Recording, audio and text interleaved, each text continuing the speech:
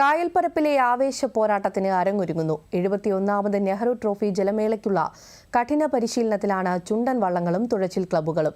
21 ചുണ്ടൻ വള്ളങ്ങളാണ് ഇത്തവണ മത്സരത്തിൽ മാറ്റുരയ്ക്കുന്നത്. റിപ്പോർട്ട് കാണാം.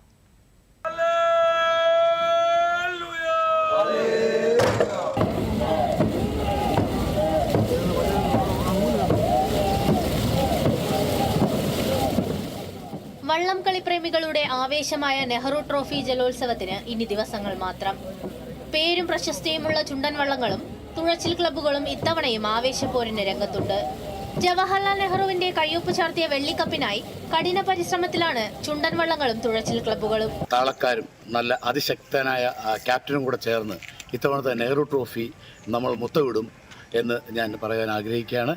അതിനൊക്കെതായ എല്ലാ ചിട്ടവട്ടങ്ങളോടും കൂടി നല്ല ട്രെയിനിങ്ങും നല്ല ടൈമിങ്ങും ഒക്കെ എടുത്തുകൊണ്ട് തന്നെയാണ് ഞങ്ങൾ ഇത്തവണത്തെ നെഹ്റു ട്രോഫിയിലോട്ട് പോകുന്നത്.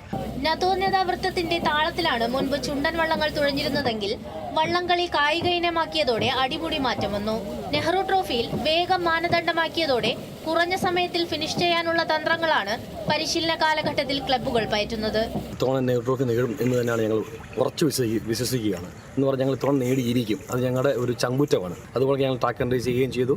ഞങ്ങൾ അതിനോട് എല്ലാ പരിശ്രമങ്ങളും ചെയ്തിട്ടുണ്ട്. 2025 ഞങ്ങൾ നെഹ്റു ട്രോഫിക്ക് വേണ്ടി TBS എന്ന് പറഞ്ഞ ക്ലബ്ബ് ശക്തമായിട്ട് തിരിച്ചു വന്നിരിക്കുകയാണ്. ശക്തമായ മത്സരം ഞങ്ങളുടെ കാഴ്ചവെക്കും.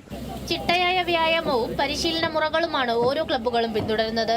മാസങ്ങൾക്ക് മുമ്പ് തന്നെ പരിശീലനം തുടങ്ങിയ ക്ലബ്ബുകളുമുണ്ട്. 100-ലധികം തുഴച്ചിൽക്കാരാണ് ഒരു ബോട്ട് ക്ലബ്ബിൽ മാത്രം പരിശീലനം നടത്തുന്നത്. കഠിന പരിശീലനത്തിലൂടെ നെഹ്റു ട്രോഫിയിൽ മുത്തമിടാമെന്ന പ്രതീക്ഷയിലാണ് ഓരോ ചുണ്ടൻ വള്ളങ്ങളും തുഴച്ചിൽ ക്ലബ്ബുകളും. ദൂരദർശൻ ന്യൂസ്, ആലപ്പുഴ.